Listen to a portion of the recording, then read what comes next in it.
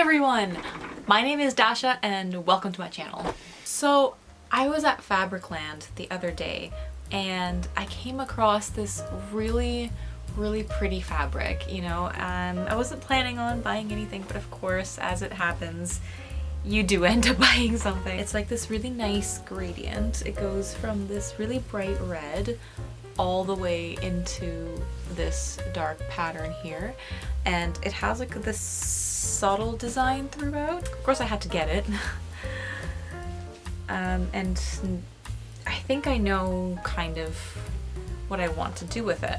So there's this series, right? It's called Heaven Official's Blessing, and there's one character in it called Hua Cheng who wears a lot of red, and he's very associated with butterflies and flowers, and when I saw this fabric, it made me think of this character a lot. So my goal is to make a subtle like cosplay outfit, or maybe just, you know, going for vibes kind of outfit, or like a low-key cosplay outfit. That's kind of where I would like to go with this, because I'd like to wear it out, and I'm thinking this lends itself very well to making a skirt. So at first I wanted to make a very simple skirt with most of the heavy lifting just being done by the fabric's pattern, but as I thought further I realized that it would look gorgeous with pleating. As I looked at the pleats, this was my first time doing anything of the sort, so I was nervous about it. I considered the basic accordion pleats, I considered boxed pleats, I considered inverted pleats, and etc. But as I was looking at Pinterest for inspiration, I got a lot of results for a style of skirt called the horse-faced pleated skirt that is a traditional Chinese style that has become increasingly popular again in recent years. This skirt is comprised of two pieces of fabric that overlap and are joined together, opening at the front and the back, which was good for freedom of walking and was comfortable for horse riding. The skirt has pleating down the sides, and the pleats fold into the center of each piece. Now, as soon as I started looking at this style of skirt, I knew this was how I had to make it. Not only does it complement the fabric I'd chosen, but it also gives an elegant silhouette that I quite liked.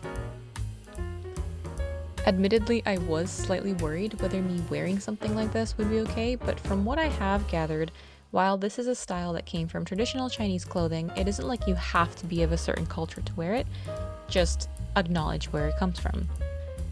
Avenue X made a video on this skirt a few years ago that was very informative to me, so I will link it below along with another video that showed how to actually make it. And speaking on the topic, I stumbled around a lot when trying to figure out how much fabric to use and how many pleats to make.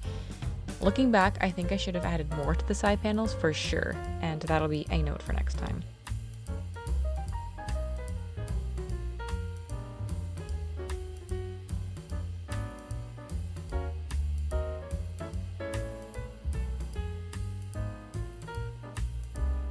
So just finished the drawing, and it seems I have a skirt to get started on, which I'm excited about. Okay, so I've cut out both pieces of fabric that I need and drawn like all the lines on it and kind of pinned it where I'm going to be pressing it later.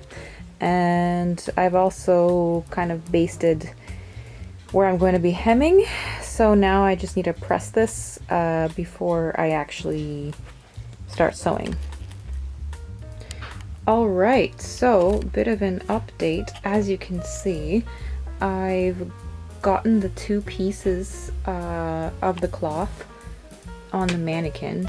It's still kind of rough going right now, but basically I've done all the pleating, like I've ironed all the pleats, and I've just kept them in place here because obviously I haven't done the belt yet, so I don't want it to come apart yet. And I've just kind of been trying to figure out what size I would need to make the belt, and also to make it a little bit forgiving, because the mannequin, as much as I can try, is not exactly to my particular measurements, right?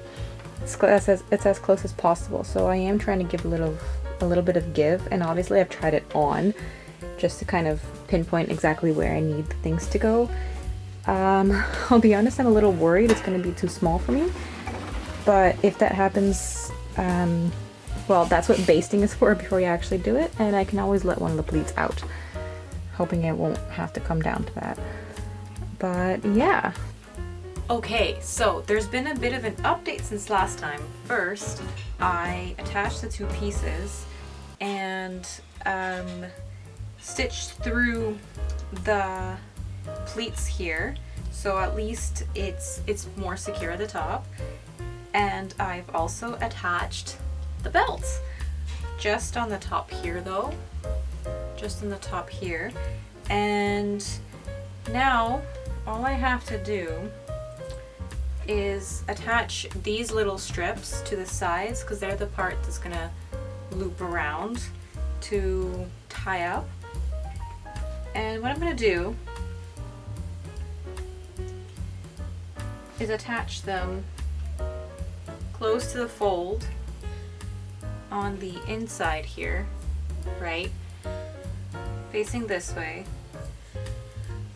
Fold over, stitch, and turn out, and we will have that. Alrighty. Alright, so the skirt is now complete.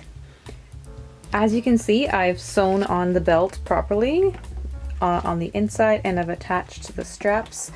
After trying it on, I've also marked the spot where it overlaps, and I added like a little buttonhole here, right here, for the ribbon part to go through, so I can tie it up properly. And yeah, one final thing is that I noticed that as I was walking, the skirt would kind of go up in the wind sometimes, so all I did was add a few buttons down the back, or sew-on snaps I think they're actually called, and one here to secure it with the top so it doesn't go anywhere.